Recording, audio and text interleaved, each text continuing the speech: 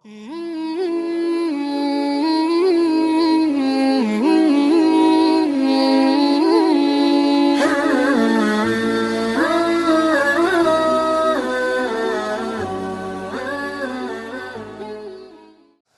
sahabat namanya Qatadah bin An-Nu'man. Pada waktu perang Uhud, salah satu matanya kena panah oleh musuh, sehingga matanya kembali. Selesai perang, matanya dipegang, dibawa menghadap Rasulullah. Rasulullah, tolong ini Rasulullah, tolong gimana? Loh, lihat Rasulullah, mata saya jatuh. Diapakan? Kembalikan lagi, biar saya bisa sehat. Rasulullah kasih tawaran, kalau kamu mau buang aja, kamu nanti masuk surga. Tapi kalau kamu mau, saya kembalikan. Kata sahabat Qatadah, Rasulullah, kembalikan aja. Kenapa? Kalau ini gak kembali, saya gak bisa kawin lagi. Saya ini senang kawin Rasulullah. Qatadah ini orangnya kan, kalau ada orang perempuan, sudah kan. Kalau mata tinggal satu, gak mau perempuan Rasulullah, dikembalikan oleh Rasulullah. Begitu dikembalikan langsung sembuh, gak pakai operasi, gak menunggu waktu. Dan mata yang dikembalikan oleh Rasulullah sampai akhir hayatnya lebih tajam pandangannya dari yang sebelumnya. Setelah dikembalikan, apa kata Qatadah? Rasulullah, doakan masuk surga. Ya, para sahabat itu apa saja minta Rasulullah minta. Ini Rasulullah ketika masih hidup. Kalau Rasulullah sudah wafat bagaimana? Wa mamati khairun lakum. Aku meninggal dunia juga baik buat kamu, jangan khawatir. Mengapa? Tu'rabu alayya a'malukum. Amal perbuatan kamu diperlihatkan kepadaku. Kita ini baik, Rasulullah tahu. Kita nakal, Rasulullah juga tahu Rasulullah. Fa'in ra'aitu khairan hamidullah azza wa jalla. Kalau aku lihat perbuatan kamu baik, aku memuji kepada alhamdulillah, orang ini kan baik. Wa in ra'aitu ghaira dzalik, kalau aku lihat perbuatan kamu tak baik, istaghfartu lakum. Aku doakan kepada Allah mengampuni kamu. Jadi Rasulullah ini memonitor apa yang kita lakukan. Jangan mikir gak tahu. Ada orang bertanya, Kiai, gimana caranya Rasulullah memonitor, melihat? Rasulullah kan di Madinah, kita di Medan. Kalau dulu pertanyaan ini pantas, kalau sekarang nggak perlu. Mengapa? Sekarang sudah ada live streaming, sudah ada CCTV. Kita ini bikin acara di sini, di live streaming, seluruh dunia memonitor, menyaksikan apa yang kita lakukan. Karena Rasulullah ini bilang memonitor apa yang terjadi. Kadang-kadang sebagian umatnya didatangi ketika menghadapi persoalan. Didatangi. Ada ulama besar terhadap Al-Imam Syamsul A'immah Al-Hulwani kalau salah. Suatu ketika ditanya oleh putrinya, ya, kalau orang muntah itu batal enggak wudhunya? Karena dalam mazhab Hanafi orang muntah kan najis, wudhunya batal. Kalau mazhab kita Syafi'i enggak batal. Lalu kata ayahnya Al-Hulwani, batal wudhunya. Malamnya bermimpi Rasulullah. Rasulullah menyampaikan, enggak batal. Yang batal itu kalau muntahnya penuh satu mulut. Kalau cuma dikit enggak batal. Bangunnya dibuka kitabnya fikih Hanafi. Ternyata betul. Yang batal itu kalau banyak muntahnya, kalau sedikit enggak batal. Akhirnya apa? Kata beliau, berarti setiap ada ulama berfatwa, setiap ada ulama berceramah, Rasulullah tahu. Sejak itu beliau kalau ditanya hukum oleh orang, buka dulu kitabnya. Dia berani. Kita ini berapa kali berceramah sembahyang. Hati-hati, Rasulullah itu tak. Kalau ditanya hukum, terutama para asatid, gak jelas, ingatannya gak jelas, jangan dijawab. Cuma kalau level kita agak didatangi oleh Rasulullah, mengapa? Kita ini gak potongan, orang nakal. Kalau orang soleh gitu. Ada ulama besar dulu ya, namanya Imam Yaqub bin Sufyan al-Fasali, ahli hadis, ulama salaf. Beliau ini selevel dengan Imam Bukhari semasa itu. Suatu ketika Imam Yaqub al-Fasawi ini ketika mengembara belajar sampai di suatu negeri berjumpa dengan ulama besar. Sementara bekalnya hampir habis. Dulu itu belajar kalau bekalnya habis pulang, gak dikirim dulu. Dulu belum ada wesel, belum ada rekening, belum ada apa. Karena bekalnya hampir habis, kampungnya jauh, beliau belajar di Farsi. Kalau siang hari mengaji sama guru sehari, kalau malam nggak tidur mencatat hasil ngaji saya. Berhari-hari nggak tidur, dapat beberapa hari. Ketika sedang mencatat hadis-hadis, tiba-tiba kedua matanya mengeluarkan air mata. Loh, kok keluar air? Setelah mengeluarkan air mata, lalu pandangannya gelap, beliau menjadi buta. Setelah buta, menangis. Ya Allah, saya ini buta. Kampung halaman jauh, bekal hampir habis, di mana ini? Buta. Nangis. Nangis, setelah nangis, pingsan, tidur. Dalam tidur bermimpi didatangi Rasulullah. Rasulullah tanya, Yaqub, kamu ada apa kok nangis? Rasulullah, saya ini buta Rasulullah. Kampung halaman saya jauh, bekal hampir habis. Saya sedih risau. Dan lebih menyedihkan lagi, kalau saya ini buta, saya gak bisa mencatat, gak bisa menyebarkan hadis-hadismu. Gimana nasib saya Rasulullah? Tolong Rasulullah. Dalam mimpi itu lalu Rasulullah baca-baca.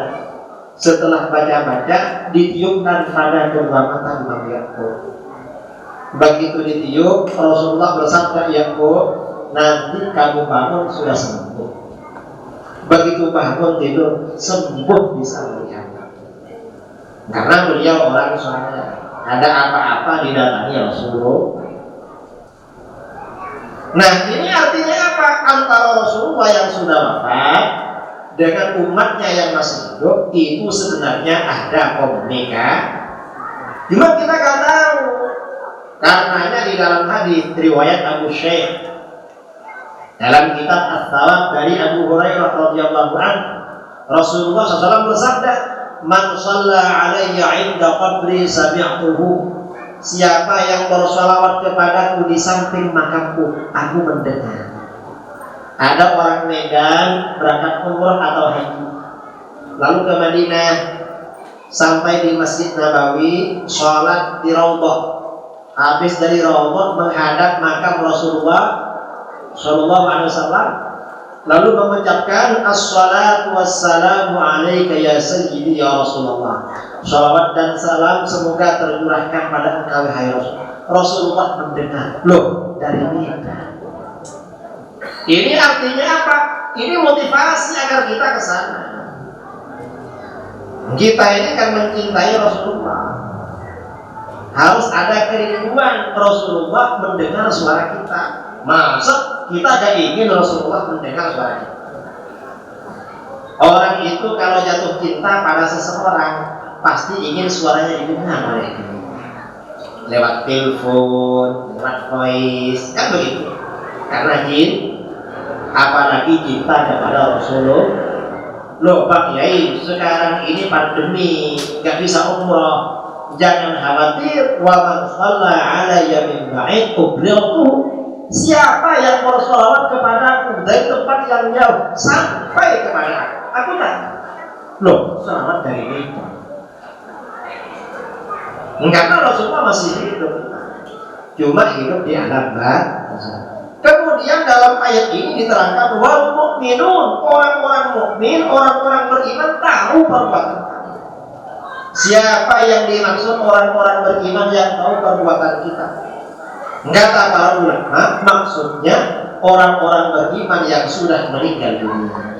Kerabat jauh, kerabat dekat, orang tua, kakek nenek, datuk ke atas, paman, bibi, kerabat, saudara, guru-guru kita tahu apa yang kita lakukan. Karenanya dalam kitab-kitab tafsir, ketika menafsirkan ayat ini, para ulama menyampaikan hadis riwayat Imam Abu Ya'la. Rasulullah SAW bersabda, "Inna a'mala tu'radu ala asyairikum wa aqaribikum minal amwat." Sesungguhnya amal perbuatan kamu diperlihatkan pada kerabat jauh kamu dan kerabat dekat kamu yang telah meninggal dunia. Kerabat kita ini tahu oleh Allah, di posting, dimonitor oleh kerabat. Fa in ra'au khairan istakshaw. Kalau mereka melihat perbuatan kita baik, mereka senang. Loh, bagus ya. Ke masjid Ismailiyah, ikut ngaji Ahlus Sunnah wal Jamaah. Wa in ra'au ghairan dzalik. Kalau kerabat kita ini lihat perbuatan kita tak baik, mereka berdoa, Allahumma la tudhikhu hatta tahyahum kama haritana. Ya Allah, jangan matikan saudara kami ini sebelum Engkau beri hidayah jadi orang baik. Jangan matikan dulu. Nah, ini artinya apa? Keluarga yang meninggal dunia tahu apa yang kita lihat, apa yang kita lakukan. Sebagian orang kadang merasakan ini 2 tahun yang lalu, 2 tahun yang lalu saya diundang ke Jakarta. Saya tanya, kenapa undang saya? Pak Kiai, saya ini mantan Wahabi, makanya undang Kiai. Loh, kok Wahabi? Ya dari kecil kita dengan Wahabi jadi Wahabi. Istri saya juga Wahabi. Pak Wahabi dari mertua dia. Saya waktu melamar istri saya, mertua saya tanya, kamu Wahabi apa Aswaja? Kenapa Pak? Saya ini Wahabi. Kalau kamu Aswaja saya gak mau punya menantu kamu. Saya ini Wahabi pula. Jangan khawatir. Ya dah, kamu jadi menantu saya. Kau. Nah terus kok keluar dari Wahabi? Saya ini mendengar ceramahnya Ustaz Abdul Somad. Abdul Somad bilang, kalau ingin tahu dalil-dalil Ahlus Sunnah wal Jamaah, dengarkan di YouTube ceramah Kiai Ustaz. Ya, video Kiai di YouTube ada ratusan. Ada video paling panjang, durasinya 9 jam. Kiai ceramah di Galuh, padahal bukan 9 jam.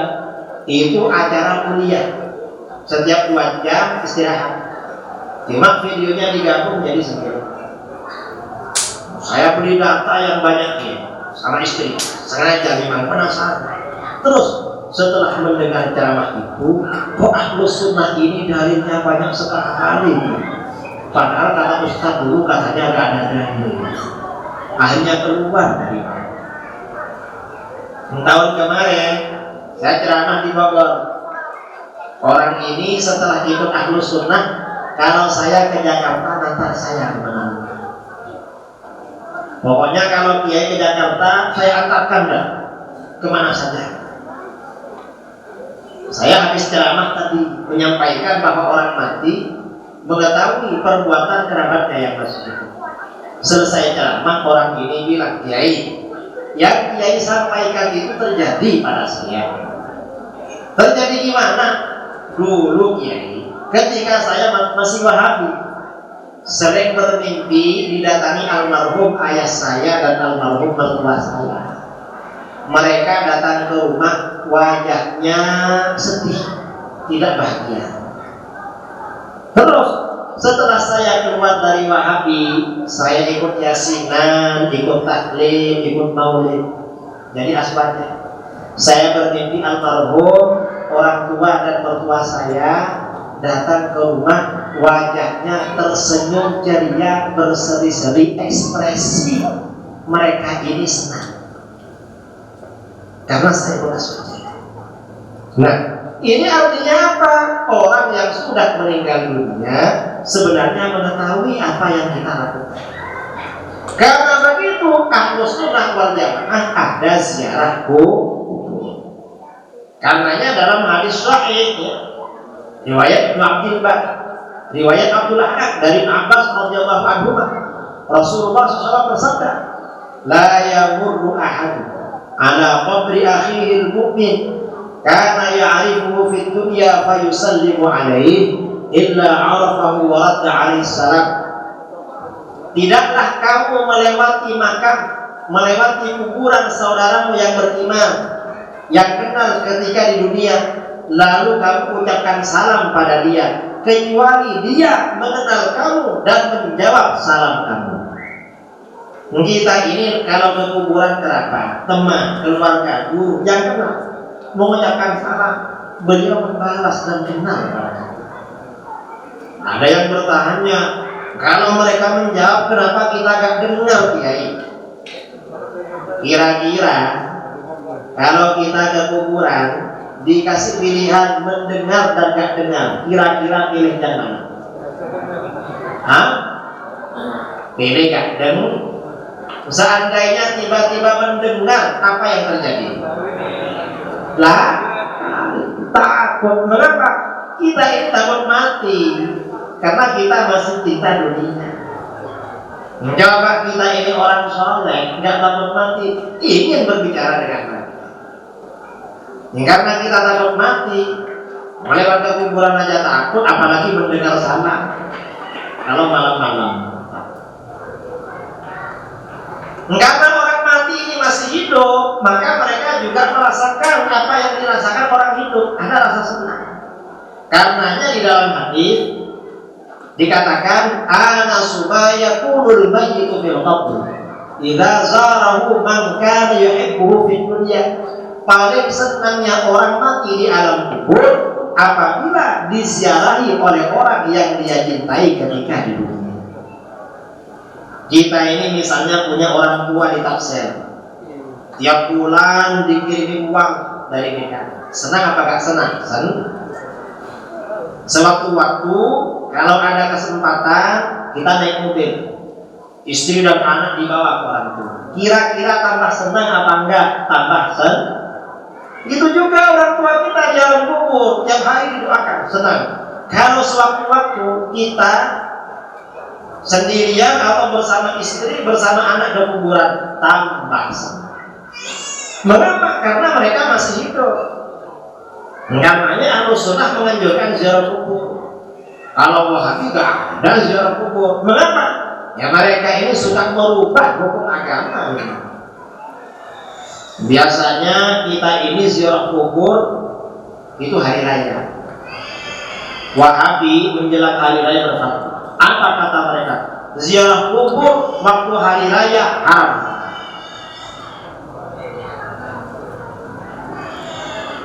Apa ini? Mengapa haram?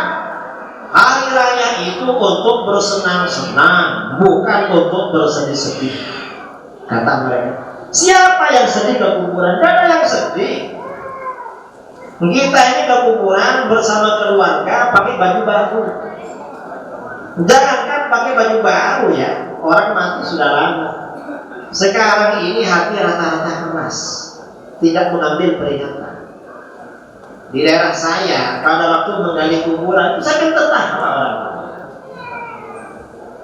sambil tertawa. Kadang-kadang jumpa tulang dibuat kandang. Ini zaman sekarang. Kalau di Medan gimana? Hampir sama ya.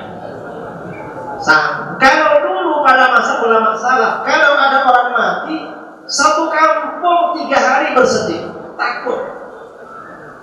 Itu kalau dulu. Mengapa? Mungkin karena orang dulu itu bersih-bersih, basirahnya tajam, mengerti apa yang dihadapi almarhum. Kita ini gak punya basirah. Basirah gak tahu, jadi malah ketawa. Enggak dibilang dosa. Wahabi itu ngarang. Memangnya mereka kalau tidak hari raya ziarah kubur, enggak juga mereka. Memangnya kalau bukan hari raya mereka menganjurkan? Enggak juga. Mereka ini cuma mengganggu, cuma usir aja. Ya kan ada mereka cuma bid'ah, haram gitu aja. Karenanya kita ini enggak perlu dengar apa yang mereka katakan. Kita ini tetap istiqomah, konsisten dengan ajaran Ahlus Sunnah wal Jamaah. Mudah-mudahan bermanfaat. Amin Allahumma amin. Biasanya saya itu ada tanya jawab. Cuma karena malam ini saya ingin segera istirahat. Karena besok sebelum subuh harus ke bandara. Penerbangan pagi sekali. Saya minta maaf ya, mungkin gak usah tanya jawab. Dan walaupun gak tanya jawab ini kan sudah setengah jam saya kerana. Lebih berapa? Setengah jam lebih satu. Dan keterangan saya tadi itu diingat semua sudah cukup. Ilmu itu gak boleh disampaikan semua sekaligus. Mengapa? Kalau sekaligus disampaikan semua, nanti pulang lupa semua. Kalau disampaikan sedikit, lupanya sedikit. Paling yang diingat yang sahih itu. Biasanya setelah pulang iya, poligami Ahlus Sunnah. Yang lain lupa ya orang sekarang. Mudah-mudahan bermanfaat. Amin Allahumma. Mudah-mudahan Allah menjaga kita, menjaga keluarga kita, menjaga guru-guru kita, menjaga para ulama kita, menjaga para kiai, para buya, para muallim, para tuan guru, para habaib, dan menjaga umat Islam. Amin Allahumma amin. Kalau ada sumur di ladang, boleh kita numpang mandi. Kalau ada umur panjang, insya Allah kita jumpa lagi. Kurang lebihnya maaf. Assalamualaikum warahmatullahi wabarakatuh.